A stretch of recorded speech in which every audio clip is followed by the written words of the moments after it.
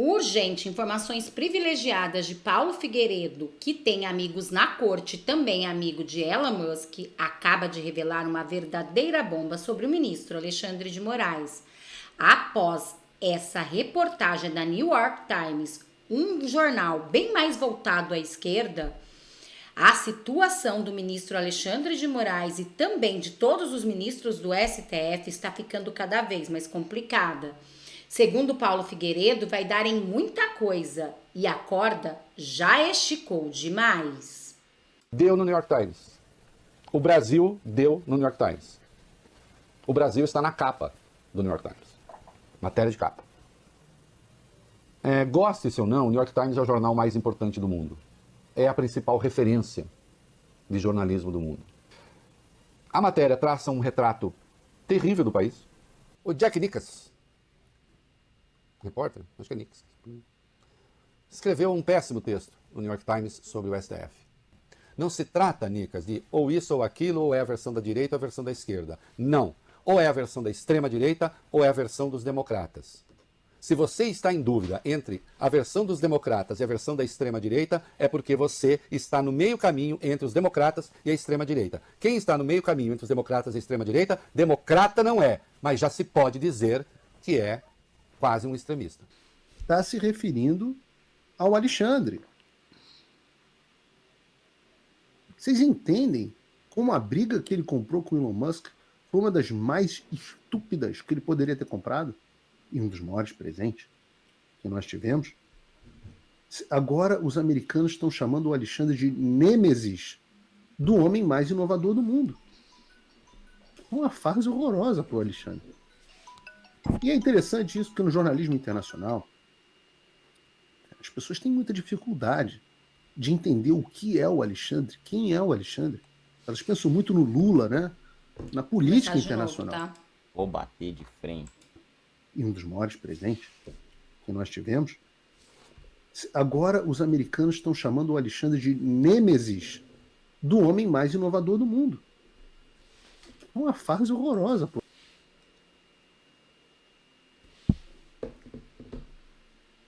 O Alexandre. E é interessante isso, porque no jornalismo internacional as pessoas têm muita dificuldade de entender o que é o Alexandre, quem é o Alexandre. Elas pensam muito no Lula, né? Na política internacional. Porque é estranho para eles que um ministro da Suprema Corte mande no país. É difícil de explicar para o público geral, que sabe pouca diferença entre o Brasil e a Bolívia, quem é o ministro da Suprema Corte do Brasil. Mas o New York Times achou o caminho, e esse caminho veio graças ao Elon Musk. Quem tornou o Alexandre mais famoso foi o Elon Musk. E agora, o que é o Alexandre? Ele é o nêmesis do Elon Musk. E no final, ele é só isso mesmo. Você vê a matéria, o New York Times usou uma foto bonita do STF, né? Consigo ver aqui que está pequeno para mim, mas acho que sim. No fim das contas, o Alexandre é só isso, é o nêmesis do Elon Musk. E o Elon Musk vai entrar para a história. O cara que fez foguete da ré, que fez os cegos verem, que fez a internet chegar a qualquer lugar do mundo, que fez o carro elétrico funcionar, que fez o carro dirigir sozinho, que devolveu a liberdade de expressão em um momento difícil do Ocidente. E o Alexandre de Moraes? O Alexandre de Moraes é um nêmesis temporário. É um nome insignificante, uma nota de rodapé de uma república de banana. Ele se acha um deus, mas não é nada. É um nêmesis, cujo nome será esquecido. Então a reportagem fala do nêmesis do Elon Musk. E o subtítulo diz assim: a Suprema Corte do Brasil expandiu seus poderes para proteger a democracia, mas alguns estão se perguntando se a corte agora representa uma ameaça. O que é um pouco sutil, né? Alguns estão se perguntando se a corte representa uma ameaça. Eu acho que a gente passou muito desse ponto. boa parte, a imensa maioria dos brasileiros estão, segundo as pesquisas, afirmando que a corte é uma ameaça. Os alguns a que o New York Times se refere são alguns do Beautiful People, são alguns do establishment, e que dizem que agora a Suprema Corte representa uma ameaça. Que é uma forma de dizer, aqueles louquinhos de extrema direita, pior que tinham razão, rapaz. A matéria traz afirmações graves sobre o Supremo. Abre aspas. Pode deixar a matéria aqui na tela, Bruno. Pouco depois que o presidente Bolsonaro se tornou presidente em 2019, a Suprema Corte começou a sua campanha com um movimento altamente incomum. Garantiu a si a autoridade para abrir investigações criminais sobre ataques contra a Corte. Ela chamou isso de inquérito das fake news. Altamente incomum é o embelezamento que o New York Times quis dar para terrivelmente ilegal. Continua a matéria. Isso levou a uma série de investigações lideradas por um único ministro, Alexandre de Moraes. As investigações miravam operadores de extrema-direita, seja lá o que o New York Times considera extrema-direita, que pediam um golpe militar, não é verdade, após o senhor Bolsonaro perder a presidência em 2022, ajudando a salvaguardar a transferência de poder. O ministro Moraes também assumiu novos poderes para ordenar buscas e apreensões contra pessoas que simplesmente criticaram a corte online. Isso é o New York Times está dizendo, não é o Paulo Figueiredo. Forçar veículos de mídia a apagar artigos e ordenar agentes da Receita Federal que parassem de investigar outro ministro e sua esposa. A corte também indicou como uma espécie de xerife da internet, ou indicou, perdão, como uma espécie de xerife da internet brasileira. Ele fez com que empresas de tecnologias silenciassem centenas de pessoas nas redes sociais e bloqueou o X de Elon Musk depois deles não obedecerem às suas ordens. A maioria dos 10 ministros restantes formalmente apoiaram as suas decisões. Agora, 2 anos após o tumulto da última eleição e 5 anos desde que a corte garantiu a si mesmo novos poderes, ela se provou relutante em abrir mão deles. Ora, quem poderia imaginar? Por onde andava Jack Nickas, o representante do New York Times em todo esse momento, estava como uma bela adormecida? Ele continua. Em entrevistas, 4 funcionários sênior da Advocacia Geral da União descreveram as ações da Corte como um amplo ajuntamento de poderes. Disseram que não há fiscalização do Supremo Tribunal Federal e reclamaram que as suas investigações se arrastam por anos sem uma resolução.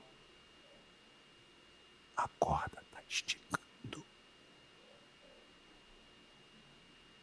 A matéria fala também sobre o início da ditadura com a instauração do inquérito da fake news. Abre aspas. No início de 2019, notícias sugeriam que uma investigação de corrupção, a Operação Lava Jato, estava começando a investigar alguns ministros, incluindo o presidente da corte à época, ministro Toffoli. Aquele que... Deixa pra lá. Ele atacou relatórios que afirmavam que a corte estava tentando atrapalhar a investigação. Atacar qualquer um de nós é atacar a todos, disse ele aos seus colegas ministros em uma sessão em 2019. Abre aspas, calúnia, difamação e insultos não serão permitidos. No dia seguinte, o ministro Dias Toffoli divulgou o inquérito às fake news. Ele usou um termo em inglês, já popularizado por Donald Trump, diz o Times. Em sua decisão de uma página, ele disse que a corte investigaria, abre aspas, notícias e falsas denúncias de crimes, relatórios caluniosos, ameaças e outras infrações que afetavam a honra e a segurança do Supremo Tribunal Federal, seus membros e suas famílias. Inacreditável a quantidade de gente na imprensa que permitiu isso.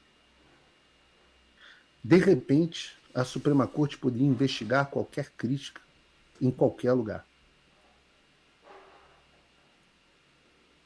A matéria denuncia também a maneira como o Alexandre e os capachos deles atuam. Tudo isso que eu estou falando para vocês é matéria do New York Times. Não é Revista Oeste, não é Paulo Figueiredo Show. Diz assim, parece também que ele foi atrás de uma emissora que cobriu alegações de fraude eleitoral. Em meio aos protestos sobre as eleições, um dos ajudantes de Moraes ordenou outro funcionário da corte a achar justificativos para tomar ações contra a Oeste, um veículo de mídia conservador, e, abre aspas, todas aquelas revistas que apoiaram o golpe. De acordo com as mensagens de texto vazadas e publicadas pela Folha de São Paulo, um dos maiores jornais do Brasil. Está falando da reportagem do Glenn Greenwald.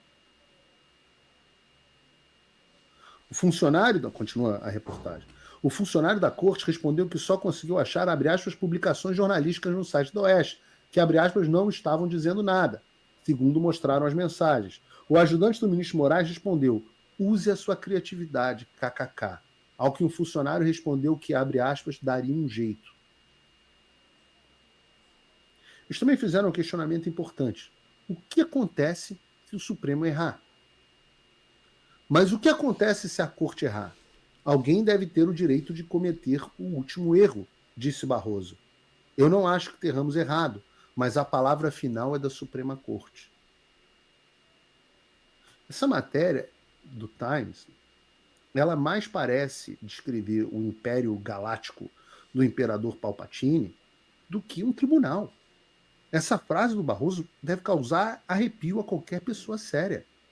Alguém deve ter o direito de cometer o último erro. Eu não acho que tenhamos errado, mas a palavra final é da Suprema Corte. Ou seja, o Barroso tomou para si, para o Supremo, a palavra final sobre todos os assuntos do Brasil, não importam quais sejam. E o povo que se dane. Esse sentimento de que o Supremo é a última palavra em tudo se tornou absolutamente enraizado na cabeça desses caras, desses ministros, desses caras que se consideram semideuses intocáveis no Olimpo. A prova disso são as declarações recentes do Gilmar Mendes, de que o Supremo poderia até mesmo analisar a validade do impeachment de ministro da própria corte. Ou seja, quem decide sobre o impeachment de ministro do Supremo é o próprio Supremo. Esses caras se tornaram ditadores.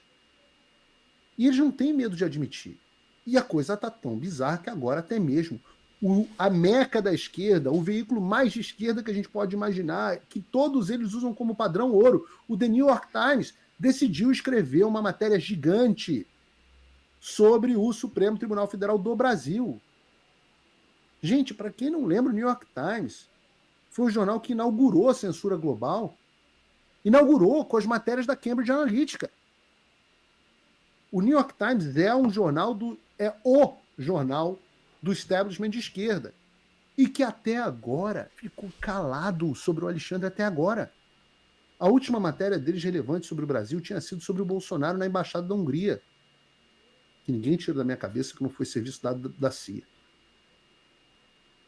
O correspondente, aliás, do New York Times, que escreveu a matéria sobre o Bolsonaro na Embaixada, é o mesmo que escreveu agora essa matéria contra o Supremo.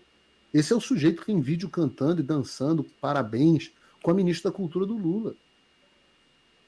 Ora, para esse cara, o Jack Nicholson, fazer uma matéria dessa, que eu considerei, óbvio, eu tenho divergências, mas considerei correta, justa do ponto de vista jornalístico. Ora, alguma coisa tem que ter mudado. E aí você começa a juntar os pontos. Ora, o jornal padrão do establishment está atacando o Moraes. Olha, o Departamento de Estado dos Estados Unidos criticou Moraes. A Embaixada Americana criticou Moraes. O Congresso americano passou a lei da cassação de vício na CCJ com o voto dos democratas. Seria muito você imaginar que os agentes que deram suporte e levaram o Alexandre a ter esse grau de poder, e eu já expliquei detalhadamente como isso aconteceu no Paulo Figueiredo Show, será que esses agentes não estão recuando? E eu reitero o que eu vou dizer aqui, eu já disse isso, muita gente me pergunta. Eu não sei se pela Folha de São Paulo ou não, mas eu aposto, e isso estou colocando a minha reputação em jogo, mas por confiança, eu aposto que o Glenn Greenwald vai lançar mais de uma continuação da série da Vaza Toga com os 6 GB lá do pendrive. Pendrive. Eu estou apostando isso aqui ao vivo. Eu erro pouco, né? Então vocês não se enganem. Essa história de que o Supremo tem credibilidade, isso é coisa do Brasil. Claro que tem os idiotas que batem palma.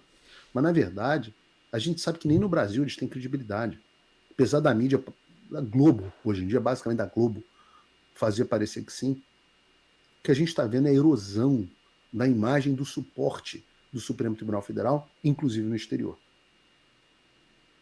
A prova cabal disso está para que todo mundo possa ver.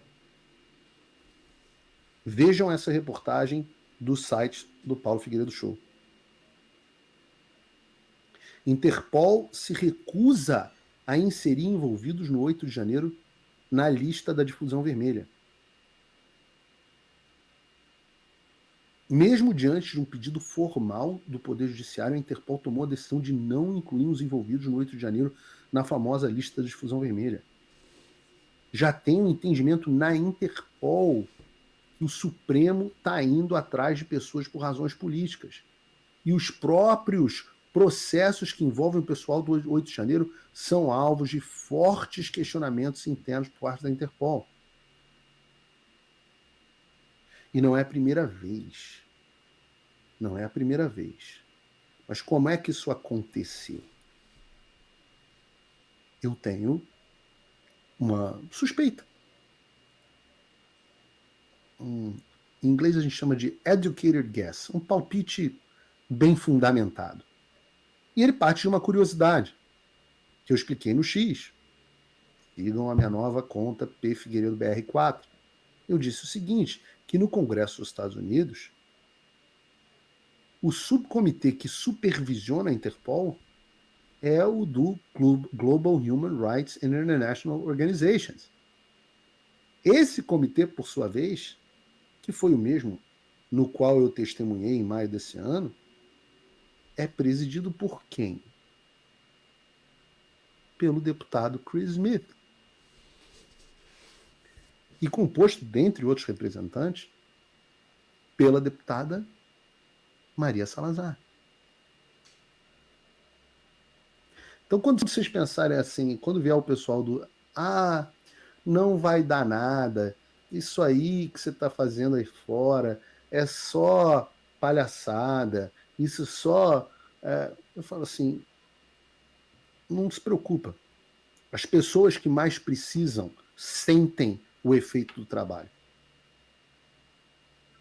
Você aí no seu sofá reclamando no Twitter, talvez não. Mas as pessoas que mais precisam, sim.